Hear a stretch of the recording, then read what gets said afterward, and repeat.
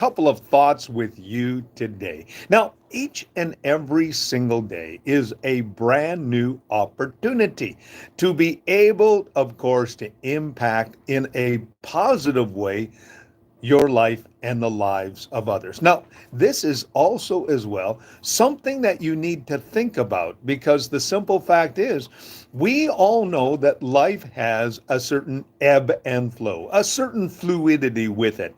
And so, because of that, there's a little planning that needs to be done. Now, if you have, of course, followed me for a period of time, you know that the way that we order our day starts with, of course, a time alone, alone with God, a time reading God's word and praying and preparing for the day. And it's a wonderful opportunity for every single one of us to order our day. You know, the Bible does tell us the steps of a good person are ordered by the Lord. So you and I, every single day, have the opportunity to get alone and say, okay, how do I want this day to go? And, you plan out your day. Now, you have to also, as well, have a certain, what I would call, fluidity with the day. That you have to understand that there are going to be circumstances and things that will demand your immediate attention. And you need to be aware that that does happen.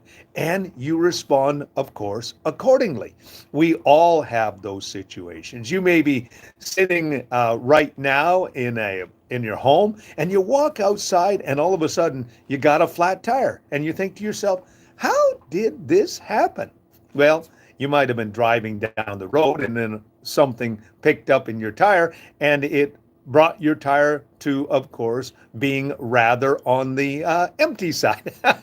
It happened to me on Saturday where I came outside and now it is my usual habit to check my wife's car because the simple fact is that my wife is a wonderful lady, but she's not what we would call mechanically inclined. So I have taken it on as my personal responsibility, of course, to make sure that my wife's car is in tip top level.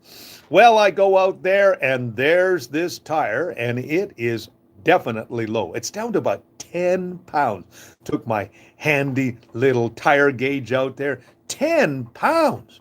Well, of course, my wife had gone into the city.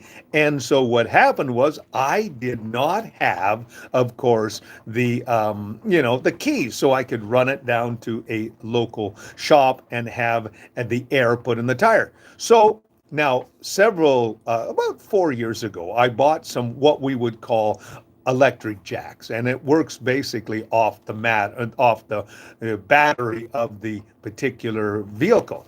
The only problem was it hasn't been working for a while. So you know what I had to do? I had to jerry rig it. I had to make it work. So I rewired this jack and also this electric pump, and it took a bit, but then I took it outside, put it on to the old battery, and it worked, and it blew up the tire, and it was absolutely wonderful. Well, I felt really good. In fact, I went and said, oh, that's a good one, man. That's what I'm talking about when I talk about the fluidity of life. You never know what's going to happen. You could be driving down the road, and all of a sudden something happens, like you meet someone by accident. You need to be aware of that. You need to be aware that something could happen and you need to respond to it. Now, not everything is urgent. Some things you can put off to the next day, but you gotta be able to recognize what is going on. And then you also need to be aware of situations where you could actually be an encouragement. You could be a help. Again, using the analogy of automobiles, I have a 1965 GMC truck, 1500, classic truck. And I went to Costco to get some gas. I want to tell you right now, Costco doesn't have the best gas, okay? I've discovered that each and every single gas station has a different level of gas depending on where they get their gas from. So anyway, I leave Costco and my 65 truck was struggling with the gas, and that came what they call a gas lock, a vapor lock. And my truck died right there on one of the major streets in Sherwood Park. Well, I'm sitting there trying to get this thing going, and fortunately, a wonderful fellow pulled up, and he tried to help me get it going, and we couldn't get it going. So you know what he did? He stuck a tow rope on us, and he pulled me into a quiet area, and then we started working on it. And then he brought what we call quick start, which is old ether, and what that meant was we sprayed it into the carburetor and we started it up right away, and he followed me home. And when I asked him what to do, he said, you know what? Pay forward. If you have an opportunity to help somebody, go ahead and do it. Well, 2 days later, I was coming back from church, and there was a guy with a 66 F100 sitting on the side of the road, classic vehicle. And I pulled up and I said, do you need some help? He says, yeah. He says, my battery's dead. Now, fortunately, I know all about starting batteries because I've had plenty of experience. Anyway, so I hooked the old jumper cables on there, and he starts his truck right away. And he said, there were so many people that drove by me. He says, why did you stop? I said, because of what happened on Friday. He told him the story. He says, that's a great story. I said, all I'm asking you to do is pay forward. Well, that's what I'm talking about. Looking for opportunities and recognizing opportunities to help others. I love that one phrase that was asked by William Booth, who happened to be the founder of the Salvation Army. They said, okay, Salvation Army, of course, is known for its social work throughout the world. And they said, Mr. Booth, who was the founder, can you put into one word what the Salvation Army is really all about? He said, sure, others. So remember, you start your day off with, contemplating about what you're going to do.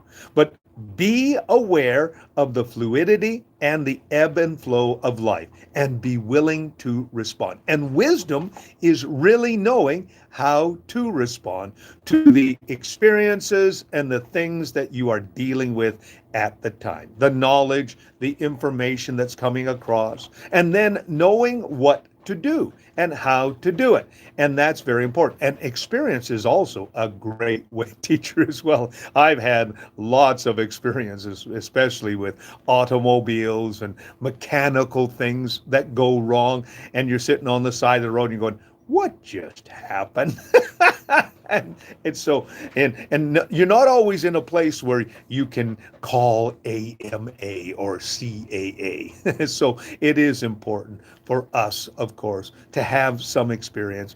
And I'm always glad for people who stop by. I live in a province where, of course, there's a lot of folks who are, they will come and stop by and check you out and help you when you can. So that's good as well. And you and I should be willing to do that as well. You see, you and I are called to minister to others, to show great compassion and love. And if you can do anything today, show kindness, show compassion, show love. Make it your aim and goal, that people will be very glad that you came and not that you left. A little thought for you today.